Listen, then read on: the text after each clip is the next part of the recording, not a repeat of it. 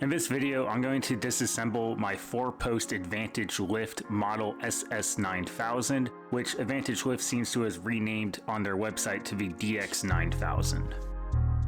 To start with, I need to remove everything between the two ramps, and the first thing I want to get out of the way is the rolling jack. The jack weighs over 300 pounds, so this isn't something you're going to be able to lift on your own. In fact, this entire process is going to require 2 people at minimum, a third if you really want to be safe while dealing with the ramps later on. My dad and I did not want to have to pick up the jack, so we decided to use some wooden dollies to assist us. First, we raised the lift, then I positioned the dollies underneath of the jack. Then we lowered the lift again, which sat the jack onto the dollies, lifting it off of the ramps. Then I simply turned the jack sideways, and then we raised the lift one more time until I had the clearance to push the jack out from underneath the lift. And then I simply rolled it off over to the corner out of the way. With the jack taken care of, we just needed to remove the drip trays and the jack tray. Our next step was to move the lift. Now, this lift is pretty cool in the fact that it comes with a set of casters that will essentially allow the lift to lift itself into the air and allow you to roll it around and position it wherever you want, which in a large warehouse or garage setting, this would allow you to position the lift anywhere or in whichever bay or in front of whichever door you wanted it to be at. And it's a lot easier to get a truck backed up to the bay that we're moving it to than the current bay that it's in. Now, this process is pretty simple. You want to raise the lift, and then you can attach your casters to the bottom of your posts. And then once all 4 are secured, you can lower the lift onto the casters, and the weight of the lift will essentially lift itself into the air by applying that leverage onto the caster, lifting it off of the ground and allow you to roll it around.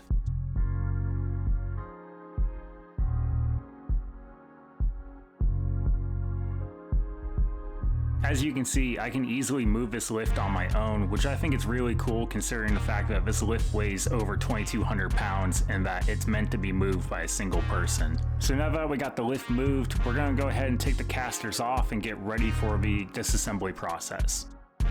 Before we can start disassembly, we have to raise the lift one more time and set it at the final position that we want to work on everything at, which will include removing of the ramps. So we chose to go 3 notches up on the post, which was about 3 feet high or about waist level.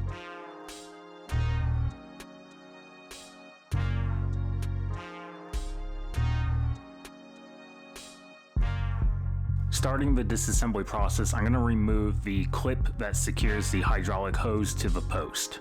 Now I have 2 options. I can either remove the 4 bolts that hold the power unit to the metal bracket, or I can take the metal bracket off at the top of the post by removing the 2 bolts that secure it up top. I'm going to start by removing the bracket from the top of the post. Since you only have to deal with 2 bolts and then you've got the entire unit free and can set it on the ground, then it's a lot easier to deal with the power unit because the power unit is attached to the hydraulic fluid tank and there's no way to separate those 2. So when you have to remove all 4 of those bolts, it takes just a little bit more time and work obviously, but at least then the fluid tank is sitting on the ground, it's safe, it's secure, and you're not having to worry about making sure that you don't drop it from a distance where it would definitely crack the tank. I should mention that our intention is to try to move the tank with it still connected to the ramp and get it to its destination without having to disconnect that hydraulic line and bleed the tank, because there is 12 quarts of hydraulic fluid in that tank, and that's just something we really don't want to have to deal with. Now I'm going to remove the steel cables that attach at the top of each of the posts. To reach the cables, you will either need to use a stepladder or stand on the ramps. If you intend to stand on the ramps, you need to make sure that you set the ramps high enough in the air before removing the power supply that you can both reach the top of the post and comfortably work up there and still be able to get the ramps off, and it's at a comfortable height where it's not going to be difficult to remove the ramps. To remove the cables, you need to hold the bottom nut in place while you loosen the top nut. If you have an impact gun and a socket that's big enough, you can use that to remove the top nut. If not, use a wrench and a rubber mallet to help break the nut free. With the cable removed, you can then remove the top cap. It simply pulls out, and then remove the cable from the pulley system. With the 4 steel cables removed, I'm going to start working on the lock linkage rods. So I'm choosing to start at the back of the lift. This same process is going to be repeated at the front of the lift as well. So I've got 4 bolts I need to remove that secure a short linkage rod and a long linkage rod. These linkage rods connect to the locks that go into the posts, and then they're all controlled by a handle at the front of the lift. To remove the long linkage rod from the eye bolt, you'll have to remove the heim end on one side. Now I'm going to repeat the same process I just did on the back on the front linkage rods as well. You can see the round knob handle on the front that's used to manipulate the locks.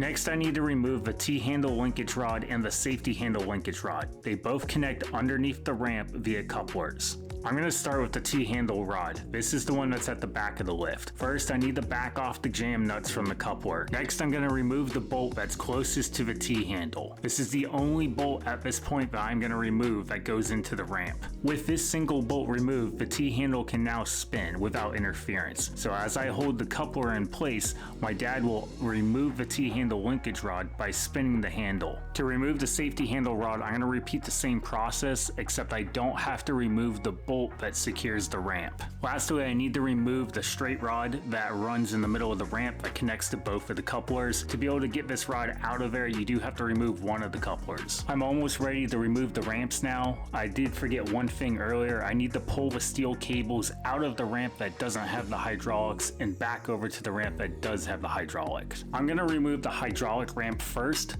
because I've already removed one bolt that holds the ramp into place. So this is the heavier of the 2 ramps. This one weighs probably over 400 pounds. Now, to be able to remove the ramps, it's highly recommended that you use an engine hoist. You could probably do it by hand if you had, say, 4 or more people, but this is a very heavy ramp. Do not underestimate it. So to be able to safely do this, you at minimum need 2 people and an engine hoist. So I'm going to start by loosening the 3 remaining bolts, but I'm going to leave them in place. Then I'm going to get my engine hoist and attach it, and then once it's in position, at that point I will remove the bolts. As you can see, I'm getting my engine hoist set up. Now for the hydraulic ramp, I'm not going to center the engine hoist on the center of the ramp, and only for the hydraulic ramp am I going to do this. I'm going to offset it to the front of the ramp, because that is where the hydraulic cylinder is on the ramp. So because of that, it weighs a bit more on the front end than it does on the back end. So to be able to properly handle the weight of this ramp, I need to have that offset so that I'm lifting more on the front than I am on the back, so that it will balance itself as it comes up. So before I go and remove the remaining bolts, I am going to raise the arm of the hoist upward, and I want to take the slack out, and I just want to apply just a light amount of tension so I have that extra safety as I remove the bolts. As I start to lift the ramp using the hoist, at this point it would be really helpful if you had 3 people involved, because you could have one person at each end of the ramp to control it, and then the one person operating the hoist to make sure nothing goes wrong. You can manage this with 2, as my dad and I did, if you just go slowly and work very carefully. This would be impossible to do on your own. Our plan was to raise the ramp high enough that we could turn the ramp and be able to clear the cross arms. Once the ends were clear, we would be able to start lowering the ramp. As we lowered the ramp, the goal was to be able to swing one side of the ramp underneath the cross arm and then focus on the opposite side. Once both sides were under the cross arms, we would lower the ramp directly down onto the engine hoist. With the ramp now down, we need to get the engine hoist out from underneath it. But at this point, the hoist still had some of the weight that it was bearing because it wasn't fully set down. This allowed me to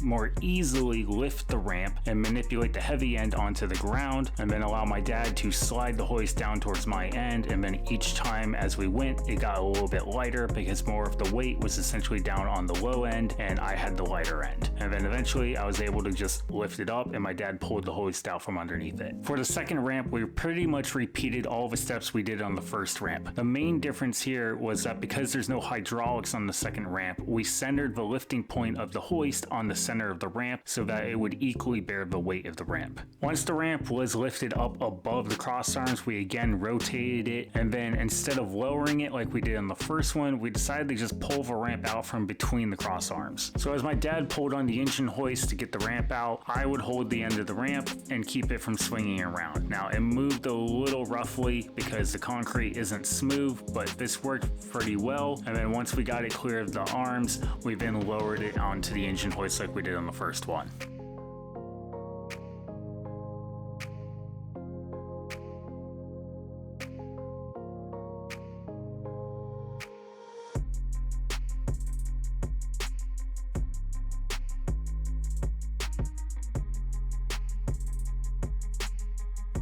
At this point, the only things left are the posts and the cross arms. So at this point, I'm going to remove the retaining brackets that hold the glide blocks into place. Now you can remove the 4 glide blocks that are on each of the posts. Now you can only actually remove 3 of them. One of them will have to stay in place for now. So you can either grab them from the top if they're kind of sticking up a little bit, which sometimes they are. And if you can't, then you can use a flat blade screwdriver from underneath and press on it. It'll push it up and then you can grab it and pull it out. Now we're gonna lay the cross arms and the post down onto the ground, and then we need to get the post out of the crossed arm by sliding it out.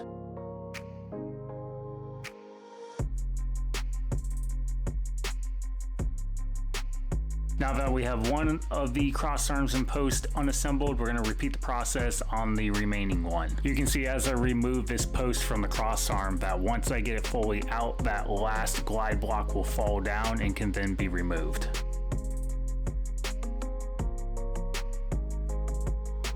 And that's it. The lift is fully disassembled. So it took about 4 hours and it was probably around 100 degrees that day. So luckily humidity was kind of low and we had a fan going, so it was somewhat bearable. I hope you guys enjoyed this video. If you have any questions, then leave them in the comments below. Make sure to give a thumbs up and click the subscribe button, and I will see you next time on the DIY Grunt.